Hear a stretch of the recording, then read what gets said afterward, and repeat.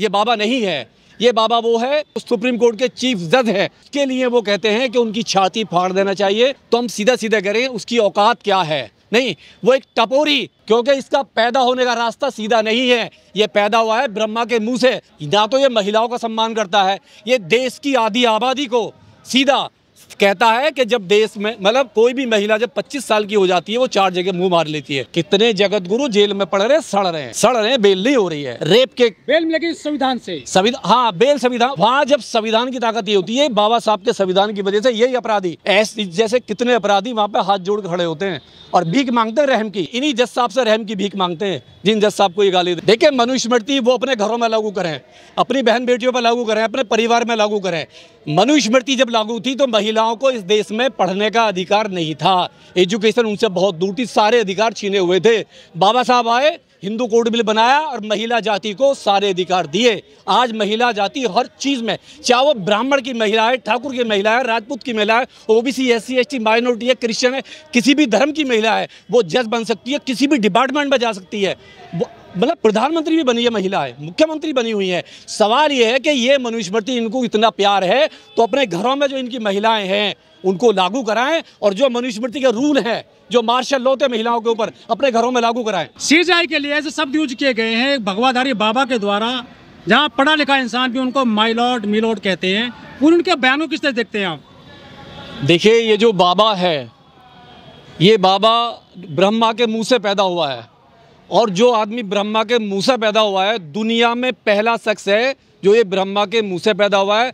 और जो ब्रह्मा के मुंह से पैदा हुआ है उसके मुंह में बवासीर होती है, और जिसके मुंह में बवासीर है वो जो मर्जी किसी के भी लिए कुछ भी कह सकता है। एक आदमी राकेश दलाल सुप्रीम कोर्ट में अपील करता है कि खजुराहो की जो मूर्ति है विष्णु की वो टूट गई है, उसको आप वो कराइए, उसकी मूर्ति बना के ऑर्डर दीजिए। CJI साहब ये कहते हैं कि आप ASI से एक सर्टिफिकेट लेकर आइए, नोटिस लेकर आइए, NOC। ASI हमारे देश में archaeology of survey of India वो एक डिपार्टमेंट है, और जितने भी दुनिया में ऐसे पुरातत्व ऐसे ऐतिहासिक मतलब चीज़ें बनी हुई हैं उसके लिए यूनेस्को ने एक सर्टिफिकेट दिया हुआ है। यूनेस्को ने जो खजुराहो की गुफाएं हैं उनको एक ऐतिहासिक रूप दिया हुआ है, जैसे ताजमहल है हमारा जो वहाँ पर महाबौद्धि विहार है, उसी तरह से। तो देश में कानून है। अगर उसको प्रॉब्लम थी, जज साहब यही कह रहे थे अगर आपको जाना है तो ASI का सर्टिफिकेट लेके आइए। अगर ASI को परमिशन है, ASI का मतलब है कि जितनी भी हमारे देश में राष्ट्रीय धरोहर हैं उनकी देखभाल का काम केवल ASI करता है। और वो आदमी राकेश दलाल बार बार सवाल करता है जज साहब से, बार बार कहता है कि नहीं आप ऑर्डर करो, तो ये कहते हैं कि मैं ऑर्डर नहीं कर सकता, मेरे हाथ में पावर नहीं है, ये पावर ASI है। ASI का मतलब है यूनेस्को उस एक ईंट भी अगर किसी दीवार में बदलती है तो केवल यूनेस्को और ASI के द्वारा होता है।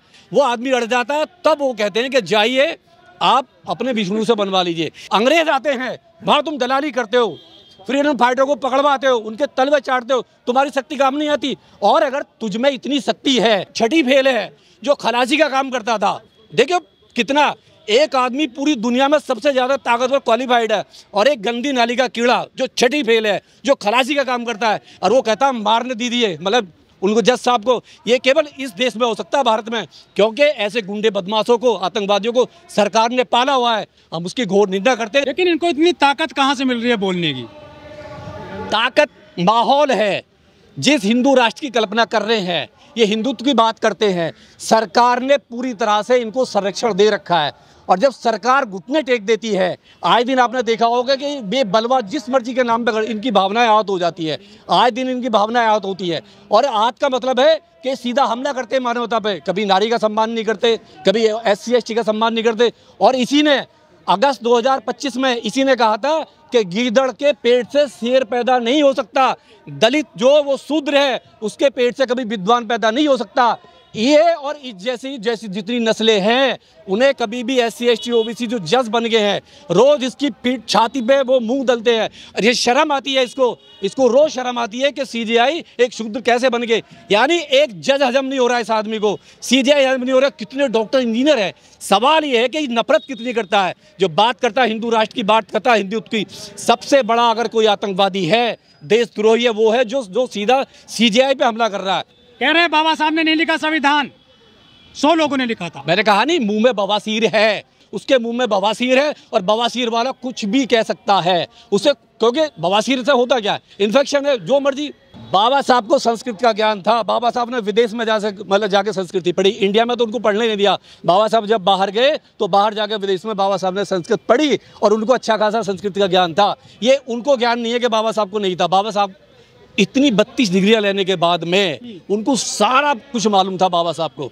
इनको पेट में दर्द केवल ये है कि हमारे संविधान में जो बाबा साहब ने राइट दिए, और जो हमारे अभी जो गवई साहब बने हैं जो एक बौद्धिस्ट परिवार से आते हैं, वो तो दलित भी नहीं है, वो तो बौद्धिस्ट परिवार से, और एक बौद्ध भी इनको हजम नहीं हो पा रहा है। तो इनको ऐसी ताकत कहाँ से मिल रही है? तो फिर दूसरा है, बाबा साहब को और संविधान को निशाना क्यों बनाते हैं? ताकत सरकार से मिल रही है, सरकारों की देखरेख में ये पल पोस रहे हैं। इनका पालन, जो खाद पानी जो मिल रहा है केवल सरकार दे रही है, वरना किसी भी जो राष्ट्रपति जो प्रधानमंत्री जो संविधान की कसम खाता हो, और जब ये संविधान पे हमला कर रहे हैं, हमारे सीजेआई पे हमला कर रहे हैं, तो अब तक राष्ट्रपति साइलेंस क्यों है? अब तक प्रधानमंत्री साइलेंस क्यों है? गृह मंत्री साइलेंस क्यों? जो प्रधानमंत्री कहता हो कि मैं संविधान पीता हूँ, संविधान जीता हूँ, संविधान गोल का पीता, और मैं संविधान की वजह से मैं तो चाय बेचता था, मेरी माँ तो घरों में काम करती थी, और संविधान की वजह से मैं पीएम बना। आज वो प्रधानमंत्री अगर ऐसे टपोरी अगर वो सीजेआई पे हमला करता है, वो संविधान पे हमला करता है, और वो प्रधानमंत्री साइलेंस हो जाते हैं, तो हम ये मान लेंगे कि ये जो इसके जो गुंडे जो ऐसे बाबा हैं जो पल रहे हैं, तो सरकार की देखरेख में पल रहे, सरकार उनको अपने सचरण में पाल रही है। लेकिन यदि मनुस्मृति महान थी तो हम मुगल कैसे आ गए? वो यहाँ पर गुलाम कैसे बना गए देश को? सीधी बात है, ये सब जो ना कुछ भी नहीं था, ना तो आज इनके हाथ में कुछ है, ना पहले इनके हाथ में था। ठीक है, जब इनके हाथ में देश था, देश कई हजार साल तक गुलाम रहा, 600 साल तक गुलाम रहा देश, मुगलों का रहा, फिर मतलब इनका आ गया, अंग्रेजों का आ गया, इनके हाथ में रहा तो पहले भी कुछ था। आज जो पावर मिली है, इनके पास जो पावर है आज, ये संविधान की वजह से है। ये लोग संविधान की वजह से आज पार्लियामेंट में बैठे हुए हैं, और जो भी पावर इनको मिलती है संविधान की वजह से मिलती है, ना कि इनको अपनी वजह से। तो इनके पास कुछ भी नहीं है, पहले भी जीरो थे, आज भी जीरो है। हाँ, ये लोगों को बेवकूफ़ बना के कुछ जो भोली भाली जनता है, जो अनपढ़ जनता है, और चाहते हैं कि देश में एजुकेशन खत्म हो जाए, एजुकेशन बहुत मतलब उन लोगों पर ना आए जो लोग एजुकेशन के रास्ते ऊपर रहते हैं। लेकिन आस्था भड़काती गवई साहब ने इनकी कह दिया कि कुछ काम हमने भगवान से करवाइए। इनकी आस्था जब नहीं भड़कती है जब बहन बेटियों का रेप होता है। अभी दिल्ली में जो रेप करके भागा, जो यौन उत्पीड़न करा 17 बच्चियों का, जो मतलब चैतन्य जो नंद है, जो गरीब बेटियों का, जो एक ईडब्ल्यूएस कोटे से पढ़ रही थी वो बच्चियां, जिनका शोषण कर रहा था कई साल से। अभी हम देख रहे हैं कि 2 दिन से किसी की भावना ही नहीं भड़की है, चाहे वो शिवसेना हो, बजरंग दल हो, हिंदू युवा वाहिनी हो, ब्राह्मण सभा मतलब महासभा हो, हिंदू महासभा हो, और जितने भी तमाम ये मतलब गौरक्षक दल हैं, हिंदुओं के रक्षक दल है, एक की भी भावना अभी तक नहीं भड़की है कि वो हरामखोर बाबा, वो हरामखोर स्वामी वहाँ पर रोज़ उनको शोषण कर रहा था। और वो भी इन्हीं के दिल्ली में सेंटर में, मतलब एक जो वीआईपी है दिल्ली का, मतलब जो हमारा वसंत कुंज है, तो इनकी भावनाएं कब भड़कती है? इनकी भावनाएं जब भड़कती हैं जब कभी मुस्लिम पे होता है। अगर ये कांड किसी मतलब क्रिश्चियन के यहाँ होता, मुस्लिम के यहाँ होता, किसी सरदार के यहाँ होता, सबकी भावनाएं आ जाती है रोड पे। वो 17 जो 35 बच्चियाँ हैं वो गरीबों की बच्चियाँ हैं, और वो हिंदू गरीब हैं, तो इनको गरीब हिंदू से भी नफरत है।